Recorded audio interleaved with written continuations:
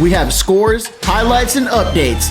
Welcome back to myGSPN Recap. Good afternoon, guys. I'm Chris Gonzalez. And I'm Anthony Coleman. And thank you all for tuning back into this edition of myGSPN's Recap, where we talk high school sports. And as you know, the show is brought to you by GardenGosher.com and You Discover Florida. That's right, guys. And we have an excellent show lined up for you guys today, talking about some of the action that happened this past Friday night in high school football. But before we get started, I want you guys to go ahead and make sure that you're following us along on all of our social media handles to stay up to date with your sports news.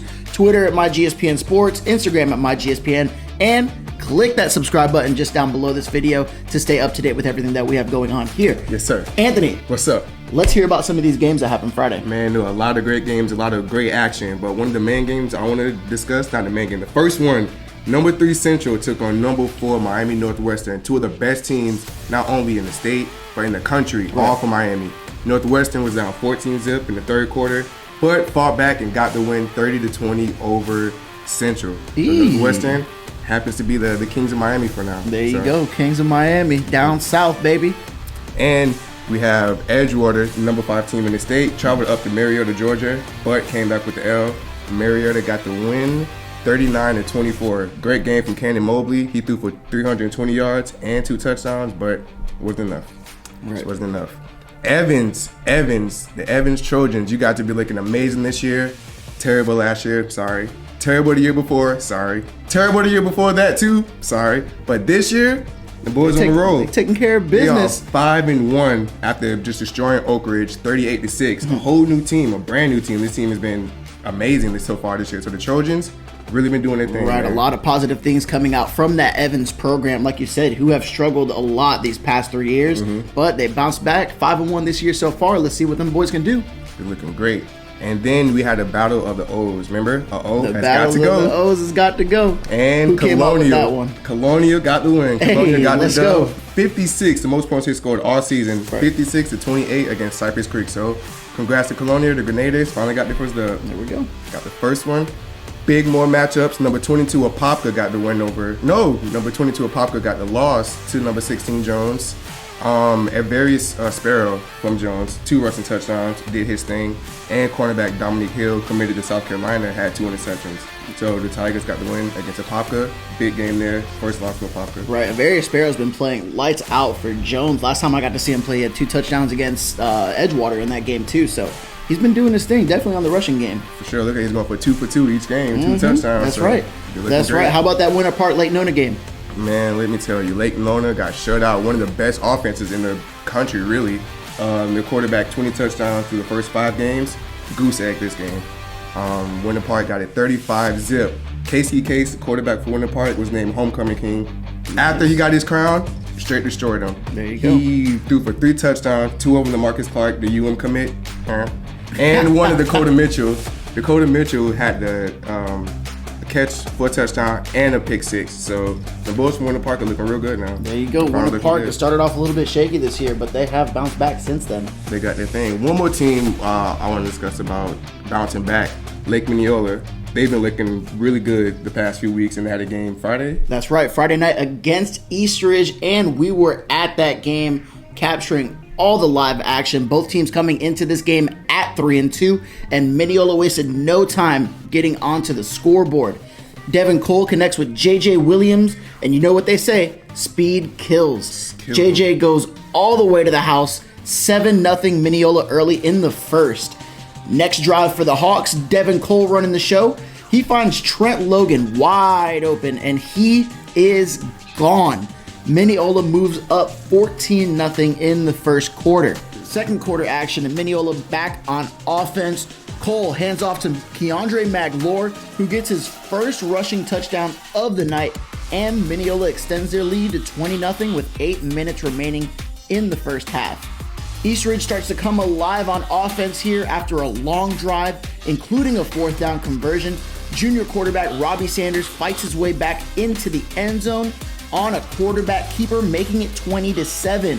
Eastridge's defense came up with a big turnover on a forced fumble recovered by the Knights, which set up their offense in excellent field position. Robbie Sanders making it happen again, finding Kenny Bright in the corner of the end zone to close the gap to 20-14 just before halftime. Eastridge starting off on offense after the break. Robbie Sanders looking for a receiver. He goes up and it's intercepted. Nehemiah Harris with the grab. He has blockers. He will go all the way. Pick six, touchdown Minneola. That one makes it 27-14. Minneola back on offense and a big time run by Devin Cole. Juke, shakes off two defenders, cuts towards the middle of the field, breaking ankles, and is finally brought down for a big gain and eventually a quarterback keeper into the end zone for a Hawks touchdown.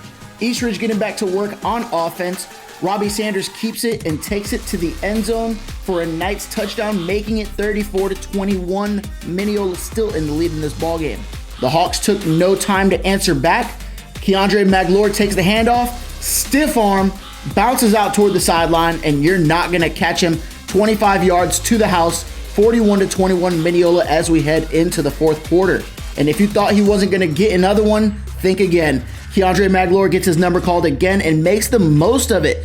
Big time run for another Minneola touchdown and his third of the night to make it 47-21. Eastridge still looking to fight their way back into this game, has an answer. Cordell Saunders comes up big for his team, juking defenders and finding his way into the end zone for another Knights score. One last drive for Minneola, and you've heard his name all video long. Keandre Magloire gets the play call again and makes things happen. Too big, too fast, too strong, 75 yards to the house. Touchdown number 4 for number 4, and that's all she wrote. Minneola came in and dominated. Final score 54-28. Man, guys, the Lake Minneola has been looking amazing. Last 2 weeks, they put up 75 points, and then this week, they put up a big game against Eastridge. Right. They've been looking great so far. They finally got the ball rolling. Yeah, definitely, with that big time 54-28 win over Eastridge, which in a game that was very personal for both teams. A lot of chatter online, on the field, between the fans, between the student sections, everything. It was really crazy. The environment out at Eastridge that night was insane. And if you weren't there, honestly, you missed out. Anthony, what are some of the things that you saw from these teams in this game? One of the big things was really how the teams battled adversity. Like you said, it was a big rivalry game, so who can really stick to football instead of worrying about social media, instead of worrying about what anybody else is saying. Right. Lake Minneola started off first in 2 big touchdowns, but Eastridge battled adversity, got 2 more touchdowns, got the game close. And then after just Lake Minneola's interception to kind of bring the team back together, that was just it. So that's right. Lake Minneola did the best job at battling adversity. We actually had a little interview with Coach about battling adversity. We're going to play it real quick. And one thing we preach, all seasons, old fighting adversity. In that second quarter, we had a lot of adversity on us. Eastridge, I think we had the ball twice on offense in the second half. In the second quarter, and Eastridge had all the momentum, so I challenged them that this is why we work on the hard on the off season and why we have tough practice to get through this, to fight through that wall and knock the wall down when it comes to adversity. Great words from Coach Bank. Gonzo, what did you think about it? I thought it was a great game from start to finish, especially for Minneola. They started off hot and finished hot. There was not a point in that game outside of the second quarter when Eastridge started coming back on them a little bit that they did not have control in that game. I'm looking forward to see Minneola in action in 2 weeks. They're going to be hosting Vanguard. That's going to be a good one. At Lake Minneola. That's going to be a big test, one of their biggest tests of this season. And again, guys, that is in 2 weeks from not this Friday, the next Friday. So, guys, but that is our show for today. We want to go ahead and thank our sponsors, GardenGrocer.com. If you're staying in the Orlando area at one of the Disney resorts, go ahead and place an order for groceries to be delivered to your room at the time of check-in. Save money and time by shopping with GardenGrocer.com. And not to forget, UDiscover Florida. If you're looking for a restaurant, hotel, or just for something to do for fun this weekend, go ahead and give them a look on Instagram at UDiscover Florida. And hey, guys, guess what? myGSPN is looking for interns. So if you love sports and talking about sports, then myGSPN has the perfect opportunity for you.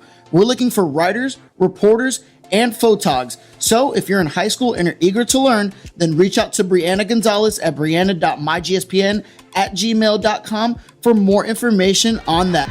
Once again, guys, I'm Chris Gonzalez. And I'm Anthony Coleman. And thank you all for tuning in to this edition of myGSPN Recap, where as always, you guys know it's your sports, all you, all the time. We'll see you guys next time.